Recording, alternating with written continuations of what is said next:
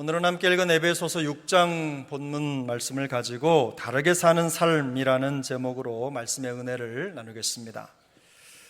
설교를 준비하면서 인터넷 검색창에 다르게 사는 삶이라고 검색어를 넣으니까 제일 먼저 뜨는 기사가 동성애 관련 기사였습니다. 아마도 세상 사람들은 그렇게 사는 사람들을 다르게 사는 사람들이라고 생각하는 모양입니다. 그러나 이것은 다르게 사는 것이 아닙니다. 변질된 삶의 한 형태입니다. 제가 말씀드리려는 다르게 사는 삶은 이런 변질된 삶과는 다릅니다.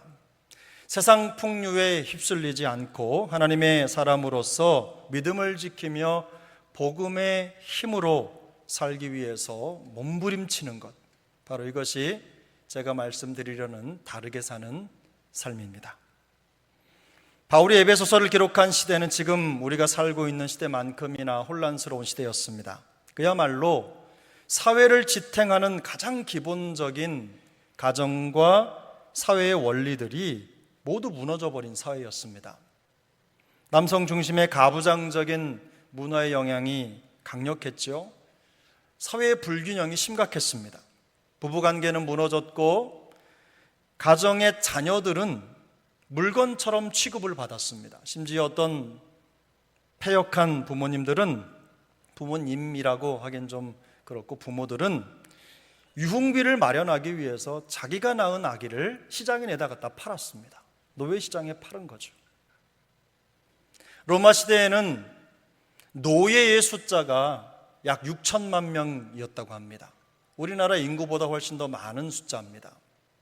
로마 전체 인구의 절반 이상이 노예라고 해도 과언이 아닐 정도로 인격 말살 또 생명 경시 현상이 두드러진 시대였습니다.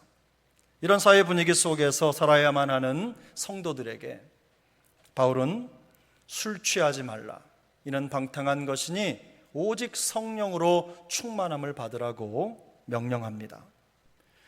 그가 성령 충만을 받으라고 말하는 이유는 성도의 신앙생활이 중요하다, 이 얘기를 하고 싶어서가 아닙니다. 물론 그것도 중요하죠.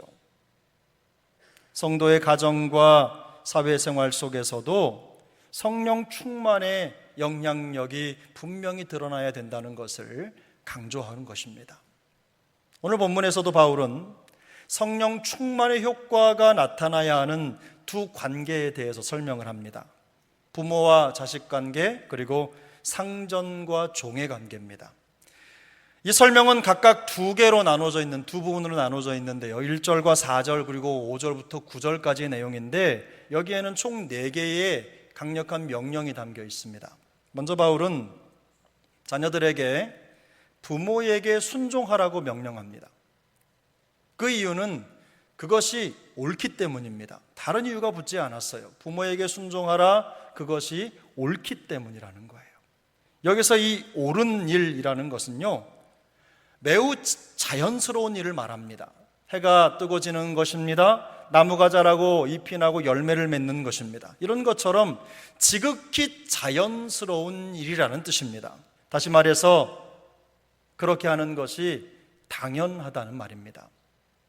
또 다른 이유는 부모 공경이 하나님의 계명이기 때문입니다.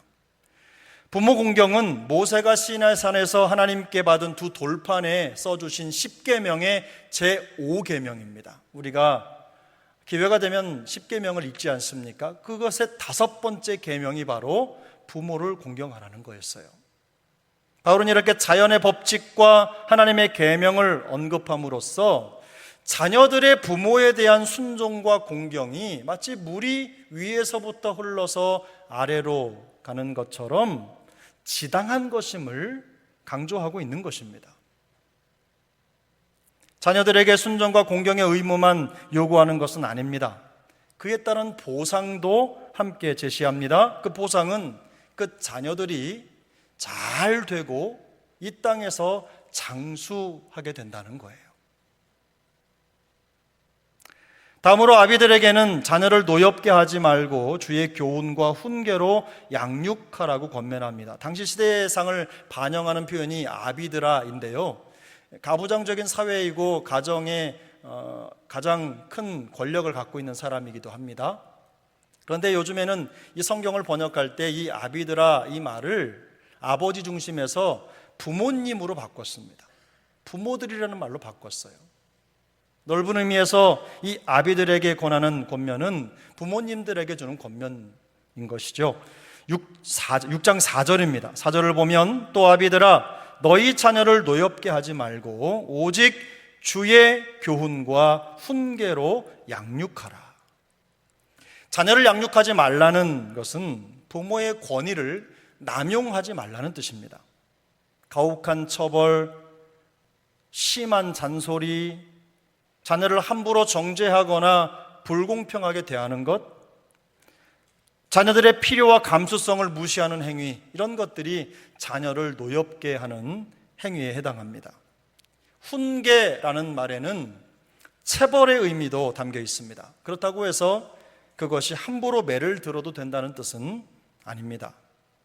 주의 교훈과 훈계로 양육하라라는 것은 단지 도덕적으로 잘 가르치라라는 것을 훌쩍 뛰어넘어서 그리스도에 대한 믿음과 소망에 초점을 두고 자녀를 양육하라는 뜻입니다. 본문 5절부터는 상전과 종의 관계에 대해서 자세하게 설명을 합니다. 바울은 종들에게 먼저 명합니다. 성실한 마음으로 순종하라. 눈가림만 하여 사람을 기쁘게 하지 말고 마음으로 하나님의 뜻을 행하라. 기쁜 마음으로 섬기기를 주께 하듯 하며 하나님께 영광을 돌리라. 이게 바로 종들에게 떨어진 명령입니다. 5절과 6절과 7절에 그 내용이 담겨 있습니다. 사실 신분의 불균형이 심각하고 그렇지 않아도 불이익을 당하고 차별을 받는 고통 속에 있는 노예들이 절대 다수인 사회 구성원들에게 이런 명령을 한다는 것이 쉬운 일은 아니었을 것입니다. 그럼에도 바울은 종들이 올바른 마음으로 순종과 충성의 태도를 가지고 자기 자리를 지켜야 한다고 힘주어 말합니다. 대부분의 사람들은 자기의 상황과 처지를 지적하면, 권면하면 다른 사람들과 비교해서 저 사람은 왜 그냥 두느냐 이런 식의 표현을 하지만 바울은 지금 철저하게 종들에게 너희는 너희의 자리를 지키라고 말하는 거예요. 좋은 태도를 가진 종들에게 물론 보상도 있습니다. 그들은 주께로부터 그대로 받을 것입니다. 마지막으로 바울은 주인들에게 종들을 바르게 대하라고 명령합니다. 9절이죠. 우리 9절 말씀을 함께 읽겠습니다. 상전들아 너희도 그들에게 이와 같이 하고 위협을 그치라. 이는 그들과 너희의 상전이 하늘에 계시고 그에게는 사람을 외모로 취하는 일이 없는 줄 너희가 알미라. 아멘.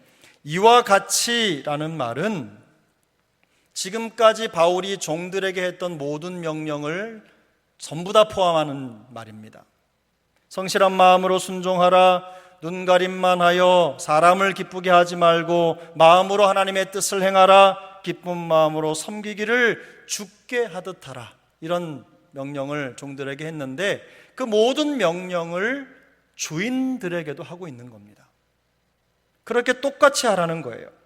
똑같이 순종과 충성과 섬김의 명령을 수행하라는 것입니다. 지금 우리가 사는 시대에도 고용인이 피고용인에게 순종을 하고 충성을 하라고 말하면 아마 발끈할 겁니다. 화를 내겠죠. 내가 왜 그렇게 해야 되느냐 이렇게 말할 텐데 당시에는 더 충격적인 메시지였습니다. 노예를 소유하고 있는 주인들에게 노예는 단지 소유물일 뿐이기 때문입니다. 그저 걸어다니는 도구입니다. 팔기도 하고 사기도 하는 그런 물건과 같은 존재로 취급을 받았기 때문입니다. 이런 상황 속에서 바울은 귀를 의심할 정도의 강력한 그리고 충격적인 한편으로는 터무니없는 소리를 하고 있는 것입니다. 거기에 타당한 이유를 제시하는데요. 바울이 주인들에게 제시하는 이유는 이것입니다. 종이나 주인은 다 똑같이 진짜로 섬겨야 할 주인이 있다는 겁니다. 그분이 누굽니까? 하늘에 계신 상전이라는 거예요. 이것은 유대인이나 헬라인이나 종이나 자유인이나 남자나 여자나 다 그리스도 예수 안에서 하나다라고 하는 복음 진리에 근거한 명령인 것입니다. 오늘 본문을 가만히 들여다보면 부모와 자녀 그리고 사회생활을 하는 성도들에게 매우 중요한 몇 가지 교훈을 전달하고 있습니다. 그리고 이 교훈들은요, 누군가의 자녀이고 또 부모이면서 동시에 사회 구성원인 우리 모두를 향한 하나님의 명령이기도 합니다. 자, 그러면 좀 더 구체적으로 오늘 본문이 우리에게 주는 숨은 교훈이 무엇입니까? 첫 번째는 옳은 것과 말씀의 가르침을 삶의 기준점에 두라는 것입니다. 옳은 것과 말씀의 가르침을 삶의 기준점에 두어라. 본문 1절, 2절이죠. 우리 1절, 2절을 같이 읽겠습니다. 자녀들아, 주 안에서 너희 부모에게 순종하라. 이것이 옳으니라. 내 아버지와 어머니를 공경하라. 이것은 약속이 있는 첫 계명이니. 아멘. 부모에게 순종하고 부모를 공경하는 것은 자녀된 자들에게는 생소한 명령이 아닙니다. 낯선 것도 아닙니다. 익숙하지요. 일평생 몇 번이나 들었을까 셀 수 없을 만큼 많이 듣는 교훈입니다. 당연하고 지당한 일입니다. 강물이 흘러서 바다로 가듯이 자연스러운 거예요. 그리고 이것은 하나님의 엄중한 계명입니다. 그러나 문제는 옳고 당연한 도리도 지켜지지 않는다는 데 있습니다. 너무나 당연하고 지당한 것인데 잘 지켜지지 않는 거예요. 바울이 이 말씀을 기록할 당시에 로마 사회가 그랬습니다. 하나님의 말씀보다 세상 풍속을 따라 사는 사람들이 훨씬 더 많은 세상이었어요. 분명히 도덕적 기준이 있고 윤리적 기준이 있고 하나님의 말씀이 있음에도 불구하고 다른 사람들이 그저 이렇게 하니까 그들과 똑같이 묻어서 그런 행동을 하면서 아무런 죄책감 없이 사는 시대가 바로 그때였습니다. 청소년기를 지나는 자녀들과 대화를 해보면 그들이 친구의 시선과 행동에 매우 민감하다는 것을 금방 알 수가 있습니다. 모든 자녀들이 다 그런 것은 아니지만 대부분 다른 친구들이 하니까 나도 해야 된다는 생각을 하고 있습니다. 왜 그렇게 해야 돼? 라고 물으면 친구들이 하니까. 그리고 또 되묻습니다. 왜 하면 안 돼요? 라고 묻는 거예요.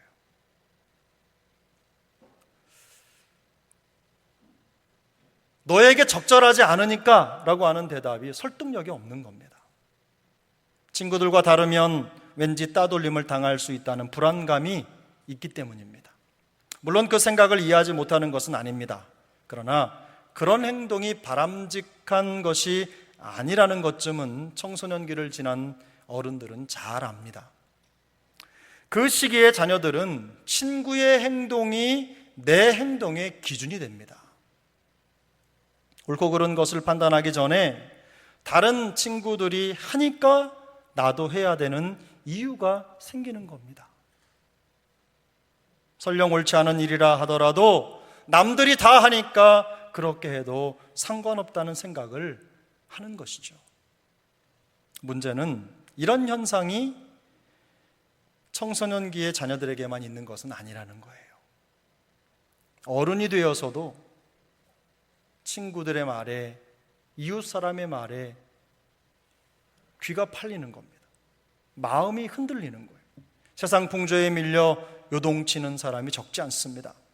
말씀보다 사람의 말과 생각에 더 무게를 두는 어리석음을 드러내기도 합니다.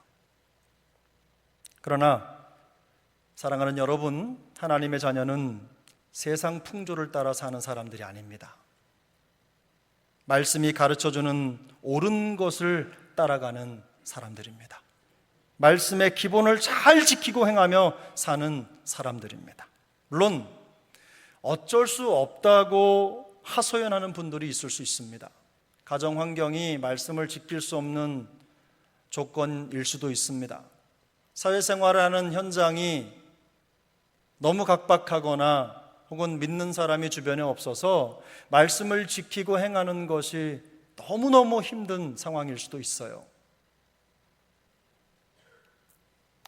이런 환경을 극복하는 것이 쉬운 일은 아닐 것입니다. 그러나 불가능한 것은 아닙니다. 어려울 뿐인 거지 불가능한 것이 아니죠. 구약성경 창세기에는 야곱의 아들 요셉에 관한 기사가 있습니다.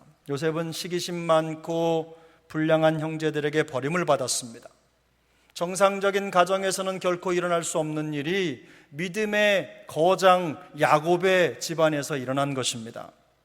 요셉은 구덩이에 던져졌습니다. 노예로 팔려지기까지 했습니다.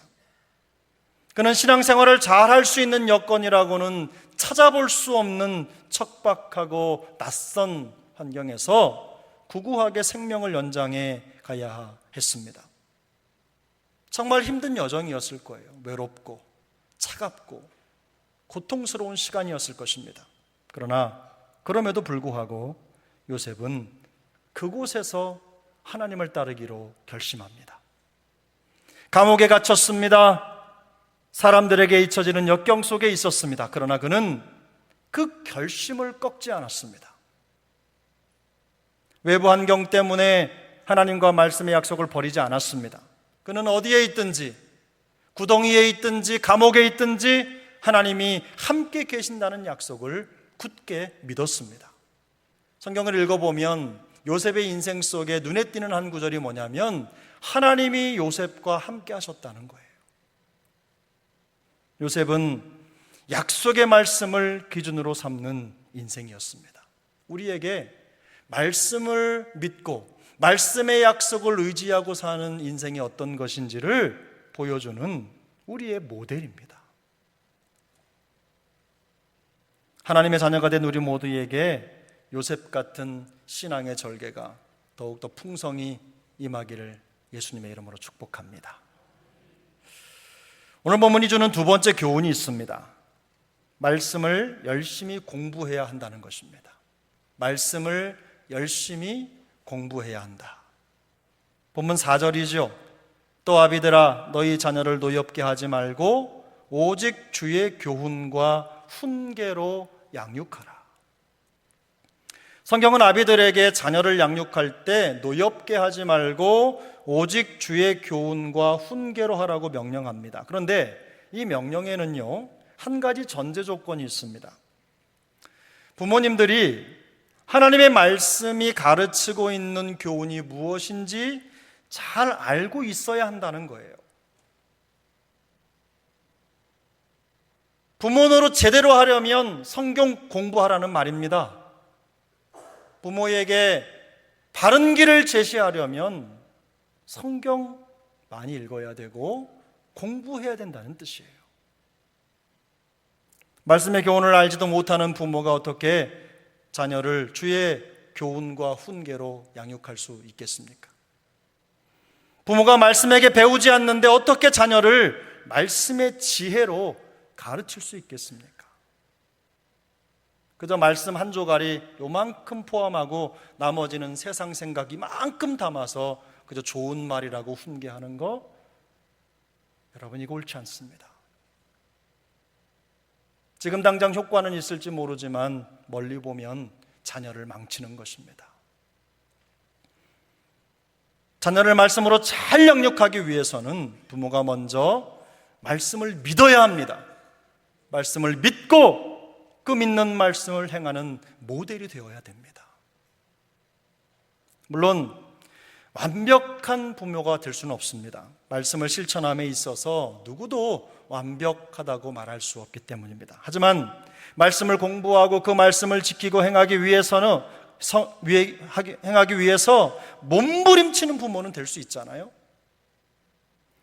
비록 성공할 때보다 실패할 때가 훨씬 더 많지만 성경이 가르치는 대로 살기 위해서 애쓰고 날마다 자기의 생활 속에서 실천하려고 말씀을 공부하는 부지런한 신앙 모델이 될 수 있습니다. 우리 자녀들은요, 우리를 잘 알아요. 우리가 완벽하지 않다는 거 잘 압니다. 우리 자녀들이 철들기 시작하면요, 어느 순간부터 우리 부모님들에게 완벽한 것을 기대하지 않습니다. 우리 아이들이 어렸을 때는요, 제가 모든 걸 다 하는 줄 알았어요. 힘도 세지요, 등치도 크지요, 뭐 묻기만 하면 답을 다 해주지요. 그러니까 우리 아빠 만능 박사 늘 그런데요, 학교에 다니고 지식이 늘어가면 아빠가 모든 것을 다 아는 게 아니라는 걸 깨닫기 시작합니다. 그렇다고 실망하지 않습니다. 세상을 아는 거지요. 부모들이 할 수 있는 일이 무엇입니까? 바로 그런 자녀들에게 항상 말씀을 따르려고 힘써 노력하는 모습을 보여주면 그것으로 충분합니다. 물론 최선을 다해도, 노력을 다해도 자녀들이 간절한 부모의 뜻을 거슬러 믿음을 떠나는 일도 있습니다. 그러나 부모가 완벽하지 않기 때문에 자녀들이 말씀을 벗어나는 것이 아닙니다. 성경에는 그런 예가 너무나 많아요. 아담과 하와에게는요, 가인이라고 하는 아픈 손가락이 있습니다. 노아, 야곱, 사무엘, 다윗, 솔로몬, 이들 모두는 우리가 잘 아는 믿음의 거장들입니다. 그런데 그들에게는 말씀을 떠난 자녀로 인해 받은 상처가 깊었어요. 아픔이 있었습니다. 그런 아버지들이었어요. 자식들을 바라보면서 눈물을 흘렸던 사람들이에요. 우리에게도 이런 아픈 손가락이 있을 수 있습니다. 자녀가 성장하는 과정에서 믿음에서부터 멀어질 수 있지만 우리의 잘못은 아닙니다. 물론 우리의 잘못일 수도 있지만 반드시 그런 것은 아닙니다.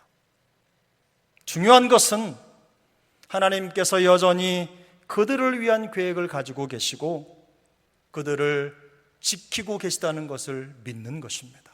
때가 되면 하나님이 그들에게 말씀하시고 그들을 이끌어 주실 것이라고 하는 확신을 갖는 거예요. 우리의 의무는 계속해서 말씀을 가진 자로 그리스도인으로 살면서 하나님의 말씀의 가르침을 따라서 더 깊은 기도를 드리며 하나님께 사랑하는 자녀를 의탁하는 것입니다. 성경은 의인의 간구는 역사하는 힘이 많다고 말씀합니다. 그러므로 흔들림 없는 성도의 삶을 위해서 하나님의 말씀을 열심히 공부하시기를 바랍니다. 하나님의 말씀을 읽고 듣고 묵상하고 지키고 행하는 일에 온 마음을 쏟게 되시기를 축복합니다. 오늘 본문이 주는 세 번째 교훈이 있습니다. 모든 성도는 하늘의 상전이신 그리스도의 종으로 살아야 한다는 것입니다. 하늘의 상전이신 그리스도의 종으로 살아야 한다. 본문 9절이죠. 상전들아 너희도 그들에게 이와 같이 하고 위협을 그치라. 이는 그들과 너희의 상전이 하늘에 계시고 그에게는 사람을 외모로 취하는 일이 없는 줄 너희가 알미라. 바울은 그리스도를 사람을 외모로 취하지 않는 하늘의 상전이라고 표현을 합니다. 참 멋있는 표현입니다. 그리스도 안에서는 빈부나 귀천이 없습니다. 유무식이 쓸데없습니다. 모두가 그리스도께 순종과 충성을 드리는 그리스도의 종입니다.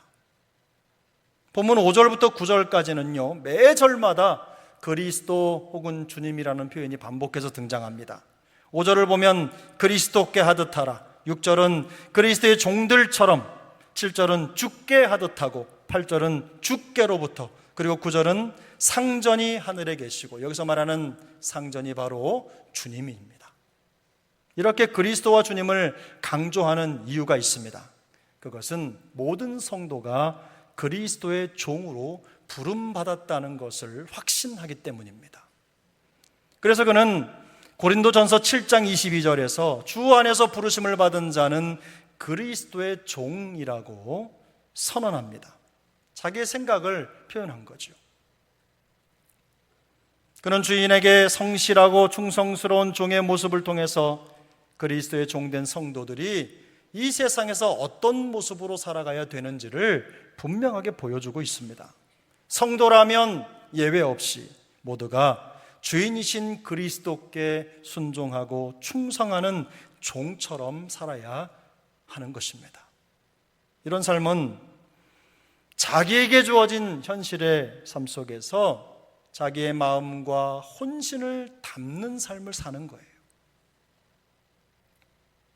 성실하고 충성스럽게 사는 것입니다. 기쁜 마음으로 섬기기를 주께 하듯 하며 사는 것, 바로 그것이 그리스도의 종된 성도의 삶입니다. 하나님께 합당한 방식으로 모든 삶의 현장에서 주님의 뜻을 이루어 드리며 사는 것, 바로 그것이 그리스도의 종으로 부름받은 성도가 살아가는 방식입니다. 바로 그런 방식으로 살라는 겁니다. 이제 말씀을 정리하겠습니다. 바울은 오늘 본문을 통해서 지극히 당연하고 지당한 삶의 원리를 우리에게 말씀합니다.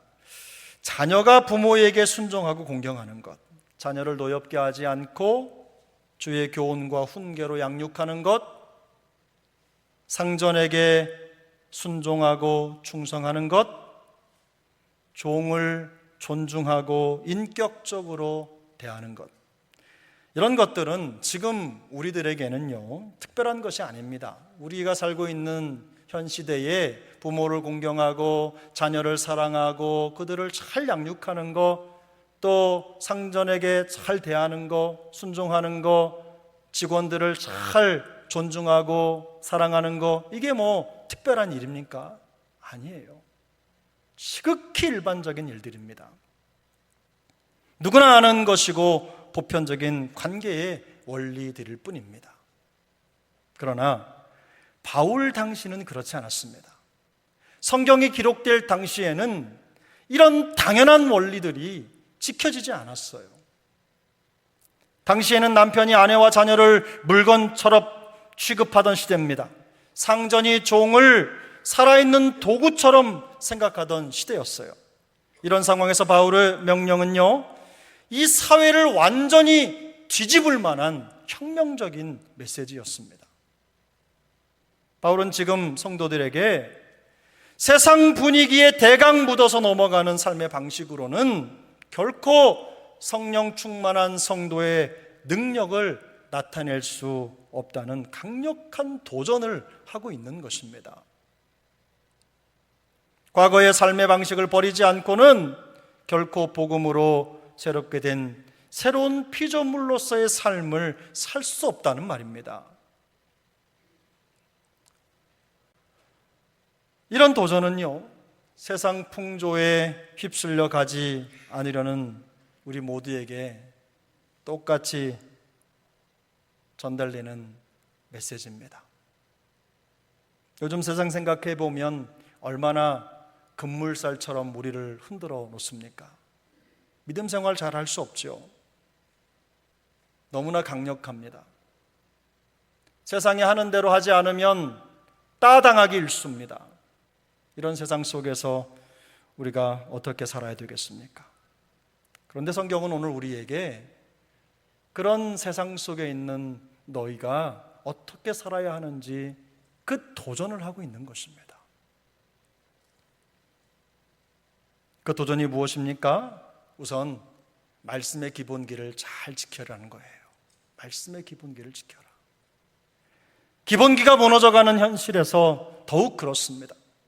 말씀이 가르치는 선을 지키려고 노력하는 헌신이 필요해요. 말씀이 그냥 지켜지는 게 아닙니다, 여러분. 우리가 하나님의 말씀을 읽고 그 말씀에 헌신해야 말씀이 우리 안에서 승하는 거예요. 그렇게 할 때 우리 안에서 일하시는 성령의 충만한 역사가 우리의 가정과 우리의 직장과 우리의 공동체를 변화시킬 줄로 믿습니다. 요즘에는 기본을 지키는 사람도 많지 않습니다. 사랑하는 여러분, 말씀의 기본기를 잘 지키시기를 예수님의 이름으로 축복합니다. 하나님이 우리를 대하는 방식으로 사람을 대해야 됩니다. 그리스도의 복음의 방식으로 다른 사람을 진심으로 대하는 것입니다. 죽기까지 죄인을 사랑하신 주님의 십자가의 방식으로 한 영혼 한 영혼을 대하면서 구원의 기쁨과 감격을 나눌 수 있어야 됩니다. 색안경을 벗어버리고 열린 마음으로 그들을 안아주어야 돼요. 비록 완전 할 수는 없다고 하더라도 주님처럼 생각하고 주님 같은 사랑을 실천하기 위해서 마음을 열고 최선을 다할 때 세상과 다르게 사는 성도의 삶이 이루어질 것입니다. 주님은 우리가 그렇게 세상과 다르게 살기를 원하십니다. 이런 은혜가 우리 모든 세종항 식구들에게 더욱 풍성히 임하기를 예수님의 이름으로 축복합니다. 가슴에 손을 얹겠습니다.